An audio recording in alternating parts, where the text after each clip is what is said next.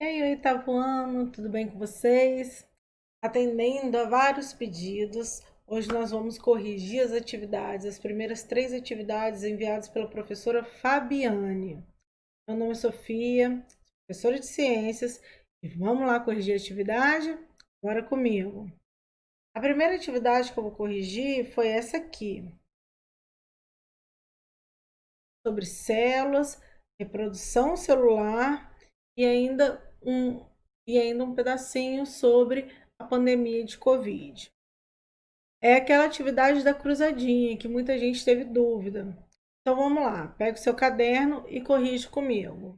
Na vertical nós temos, número 1, são os responsáveis pela produção de proteínas da célula, ribossomos. Número 2, é o complexo exportador de proteína da célula, é o Golgiense. 3, é o local na célula eucariota onde se encontra o DNA. Na célula eucariota tem um núcleo bem definido, separado do citoplasma. Então, essa resposta é núcleo. Número 5, local na célula onde se encontram as organelas. Citoplasma. 6, o nome do retículo que faz distribuição de substâncias celulares. Já deu a dica, né? Retículo endoplasmático. 7, nome dado aos seres vivos, constituído por muitas células. Aqui pode ser multicelulares ou pluricelulares. Aí teve gente que já me falou também que tinha uma que podia ser duas respostas. Sim, pode ser duas respostas, tanto faz, são sinônimos. E número 9, é a organela que gera energia para a célula, mitocôndria. Agora vamos às horizontais. 4, tamanho de uma hemácia do ser humano. Hemácia é uma célula sanguínea, ela é microscópica. Resposta aí. 8, é uma organela que realiza digestão celular. Lisossomo. 10, é também chamada de membrana celular. Membrana plasmática, né? 11, é o nome dos seres vivos que apresentam membrana nuclear ou carioteca. São os eucarionte. 12, diz que todos os seres vivos são formados por células. Teoria celular. 13, nome dado à ciência que estuda a célula. Citologia. 14, membrana que envolve o núcleo, carioteca. E 15, exemplo de ser vivo unicelular, ameba. Ainda dentro dessa mesma atividade, tem 5 perguntinhas. Número 1, por que é possível afirmar que a célula é a unidade estrutural dos seres vivos? Porque ela é a menor estrutura viva e uma célula sozinha tem a capacidade de fazer tudo aquilo que um ser vivo é capaz de fazer. A célula desloca, a célula respira, a célula se alimenta, ela se reproduz, ela tem DNA, tem metabolismo. Então, tudo que um ser vivo complexo faz, uma célula sozinha é capaz de fazer. 2, as bactérias são seres formados por apenas uma célula, do tipo procarionte. Já todos os outros seres vivos são constituídos de célula eucarionte. O que diferencia célula procarionte de célula eucarionte? Faça em seu caderno um esquema simples demonstrando a diferença. O que diferencia é a presença da carioteca e das organelas nas células eucariontes. E tá aqui um desenho para diferenciar todas as duas. 4, as células surgem da divisão de células pré-existentes.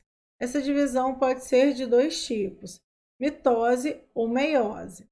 Por que é importante o fato de os gametas, que são as células sexuais, serem originados pela meiose e as demais células do corpo por mitose? Bem, a mitose é aquela que produz duas células filhas geneticamente iguais à célula mãe. Ela serve para fazer o crescimento do corpo ou a cicatrização do corpo já crescido. Então, todas as células precisam ter as mesmas características. Já a meiose é aquela que divide material genético. E isso é importante porque os gametas depois vão se juntar na fecundação. O óvulo e o espermatozoide vão se unir na fecundação. Então, nós temos 46 cromossomos, né? Imagina, 46 cromossomos do óvulo mais 46 cromossomos do espermatozoide, na fecundação o zigoto passaria a ter 92 cromossomos. Isso é inviável. Então, o óvulo precisa ter 23 cromossomos mais 23 cromossomos do espermatozoide. Eles vão se juntar e formar um zigoto com os 46 cromossomos da nossa espécie. Número 3. A membrana plasmática apresenta permeabilidade seletiva. Explique o significado dessa propriedade da membrana. Isso significa que ela permite que algumas coisas passem e que outras fiquem bloqueadas. Ela escolhe o que entra e o que sai da célula e o que não entra nem sai da célula. Algumas substâncias extremamente pequenas, alguns íons e até a água podem passar mais tranquilamente, enquanto outras coisas precisam de ser transportadas para dentro e para fora, ou dependendo se for muito grande, vai entrar por endocitose e vai sair por exocitose. Mas mesmo a água ou os íons que são extremamente pequenos e podem passar tranquilamente pela membrana, a própria membrana tem a capacidade de controlar isso também, jogando água para fora ou puxando água para dentro da célula, ou os íons mesmo, usando bombas com gasto de energia para fazer esse bombeamento, transportar água e íon. 5. Dois tipos de divisão nuclear, mitose e meiose, são característicos da maioria das células animais e vegetais. Que diferença existe quanto ao número de cromossomos nas células resultantes da mitose e da meiose? Na meiose, o número de cromossomos é a metade do material original e na mitose, o número de cromossomos é igual ao número da célula-mãe. E a última atividade sobre coronavírus pede que você elabore um texto para que você possa entrevistar alguém sobre essa pandemia. E aí o texto eu deixo com vocês vão me enviar. Vocês já devem ter enviado na atividade que eu deixei no Google Sala de Aula a foto do caderno e por lá eu vou corrigir texto por texto de cada um de vocês. A segunda atividade enviada tem 5 questões e ainda também era uma revisão lá do conteúdo de células e divisão celular. Então vamos lá. Número 1. Observe o desenho esquemático da célula e depois responda as questões. Identifique na imagem a seguir as partes da célula indicadas pelos números. 1 é a membrana plasmática.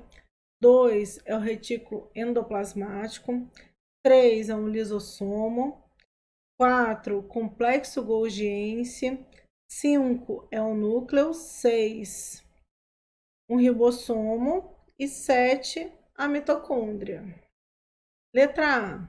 Em que parte da célula encontramos as organelas que realizam diversas funções dentro da célula?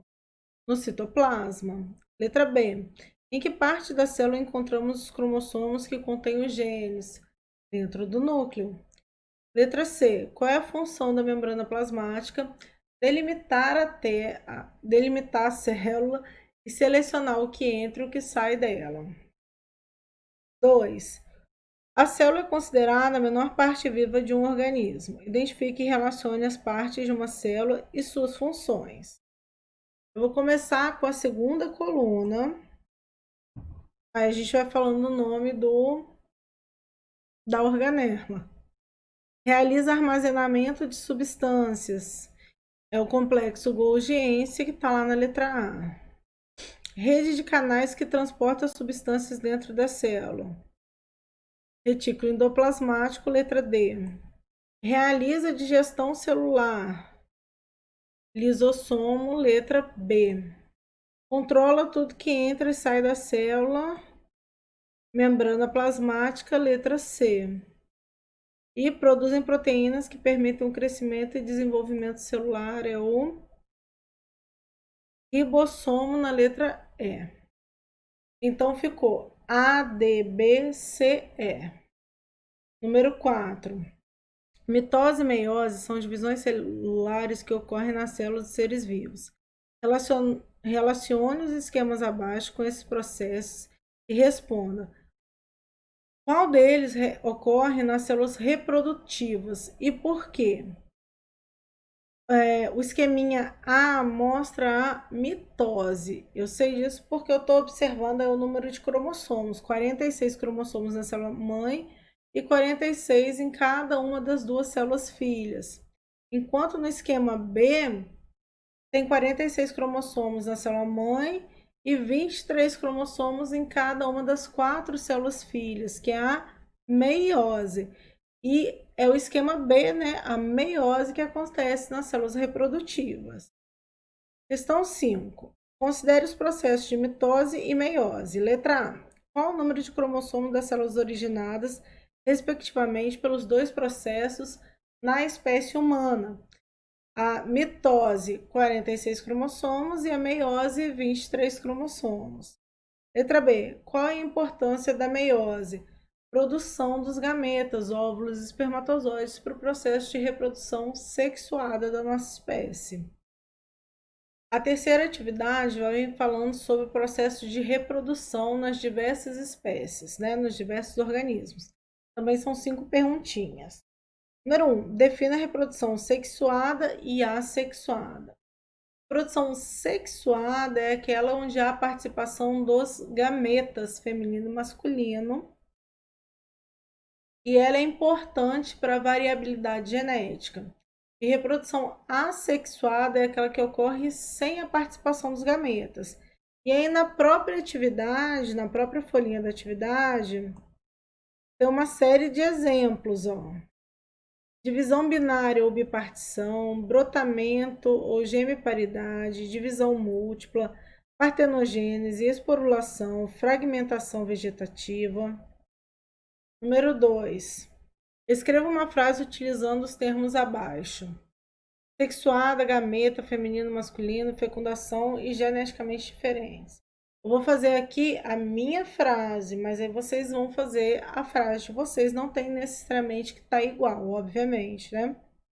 A reprodução sexuada é aquela onde há a participação de gametas.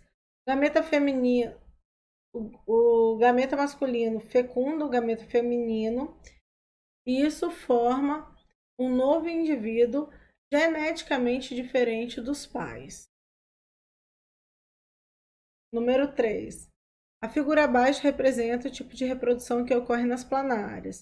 A reprodução realizada pelas planárias é sexuada ou assexuada? A assexuada, ela simplesmente se partiu ali, né? Brotou quase. Isso é estrangulamento. E 5. Pesquise como os vírus se reproduzem. Tá aí, esse slide representa bem a reprodução de um vírus.